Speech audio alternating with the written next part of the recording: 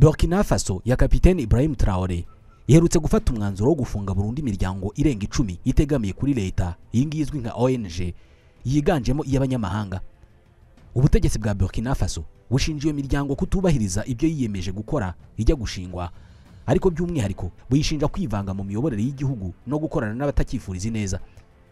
Mu miryango yafunzwe harimo witwa Coalition Internationale des Chrétiens Hommes, harimo witwa Femmes d'Affaires et Décideurs, Alliance pour une mine responsable Europe izwi nka ARM n'indi myinshi.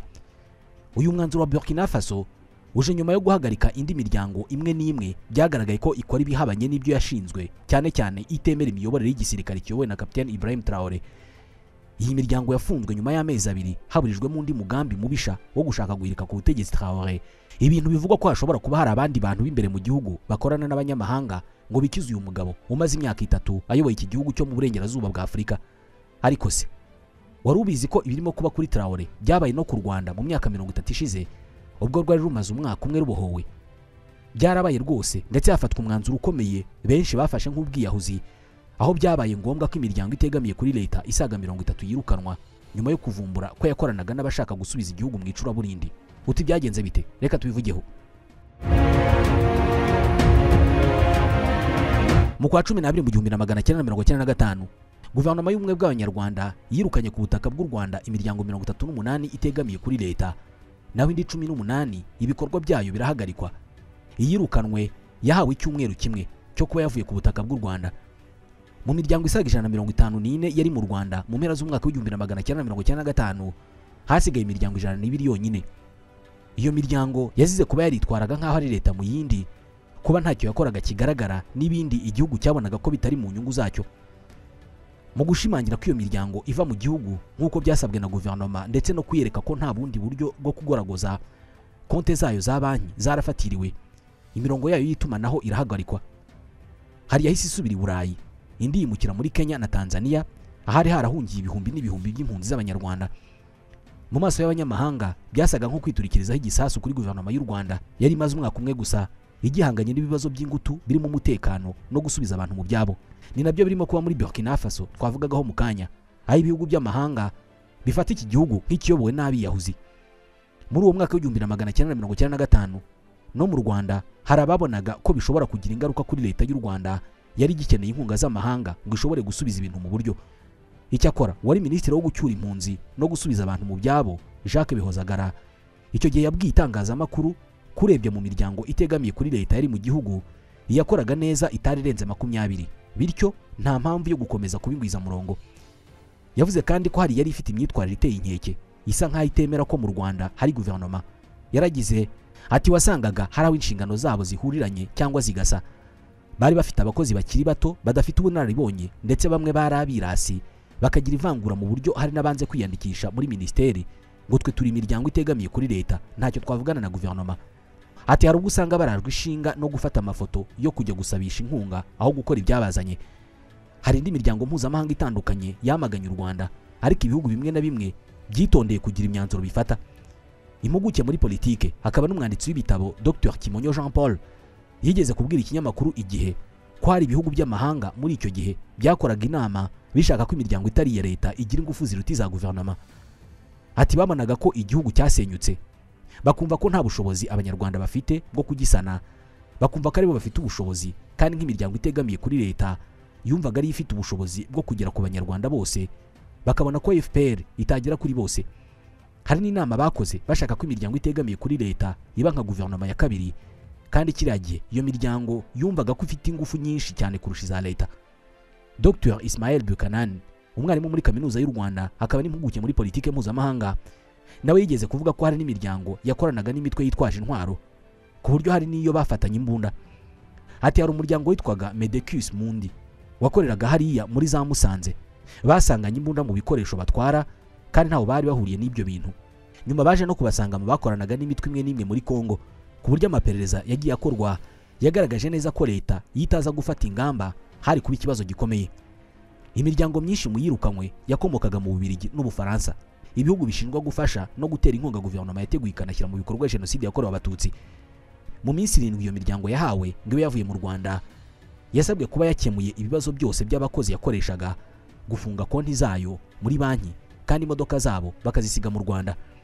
Mu kwezi kwa kabiri mu 1996 u Rwanda rwatangaje ko nubwo hari yirukanywe ngo nta kibazo na kimwe rwari rufitanye n'imiryango itari ya leta, rushimangira kwikora neza yakomeje ibikorwa byayo mu gihugu nta nkomyi. Uyu mwanzuro wo kujya gufunga iyo miryango ntabwo wapfuye kwizana gusa, kubera ko hari amakuru y'ubutasi yagaragazaga ko imwe muri iyo miryango yakoranaga n'abajenosideri muri Zaire bagamije kugaruka guhungabanya umutekano. Muri uwo mwaka abareba kure babonye ko hari harimo gututumba intambara ikomeye cyane mu gihe umuryango mpuzamahanga waba udatabaye ngo ufate imyanzuro ikwiye. Ubutegetsi bushya bwa FPR Inkotanyi i Kigali ntabwo bwasinziraga, bwahoraga bwikanga ibitero ku mipaka biturutse mu burasirazuba bwa Kongo yitwaga Zaire icyo gihe iyobowe na Mobutu. Zaire yari yarahaye icumbi impunzi zisaga miliyoni 2 z'abanyarwanda bahunze mu gihe cya jenoside yakorewe abatutsi na nyuma yayo ubwo leta yakoze jenoside yatsindwaga n'ingabo za RPA. Impunzi zisanzwe, abanyapolitike, interahamwe n'abahoze mu gisirikari ex-FARC bose bemerewe kwinjira ku butaka bwa Zaire, binjirana intwaro bakuye mu Rwanda ndetse bakomereza ibikorwa bya politike, ibintu bitemewe mu mategeko mpuzamahanga agenga impunzi. Honoré Banda wabaye umujyanama wihariye wa Perezida Mobutu mu gitabo Les Derniers Jours du Maréchal Mobutu yemeje ko abahoze mu gisirikare cy'u Rwanda bari barahungiye muri Zaire bari bafite intwaro zikomeye ku buryo hari nizo yababonanye mu gisirikare cya Zaire batari bafite. Kuba Zaire yaremeye ko abahoze mu ngabo z'u Rwanda bambukana intwaro bitemewe mu mategeko mpuzamahanga ntabwo ari uko itari bizi, ahubwo nuko ari kimwe mu bihugu bitashimishijwe n'ikurwaho ry'ubutegetsi bwa Habyarimana by'umwihariko urupfu rwe kandi yari inkoramutima ya Mobutu. Mu gitabo État français et le génocide des Tutsis au Rwanda cya Doridan Raphael na Granet François hagaragajwe ko uwo mugambi Mobutu yarawuhuriyeho n'Ubufaransa, Libya ya Muammar Gaddafi na Kenya yayoborwaga na Daniel Arap Moi. Leta yakoze jenoside imaze gukurwaho i Kigali, ibi bihugu byagize uruhare mu gushyigikira ibikorwa by'abari bikomerezwa mu kiswa kazu gashinjwa gucura umugambi wa jenoside yakorewe abatutsi no kunoza umugambi wo gutera u Rwanda hifashishijwe impunzi zari muri Zaire.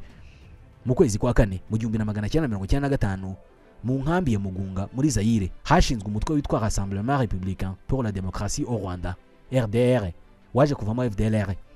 Intego yawo kwari uguhuriza hamwe imbaraga mu buryo bwa politike n'igisirikare bakagaba ibitero ku Rwanda byagombaga kubasubiza ku butegetsi. General Augustin Bizimungu wahoze ari umugaba mukuru w'ingabo z'u Rwanda niwe wari kwisonga ry'uwo mutwe afatanyije n'umugore wa Habyarimana Agathe Habyarimana wari warahungiye mu Bufaransa, harimo kandi Colonel Théoneste Bagosora wari warahungiye muri Cameroun na General Gratien Kabirigi wahoze ashinzwe ibikorwa muri FARC.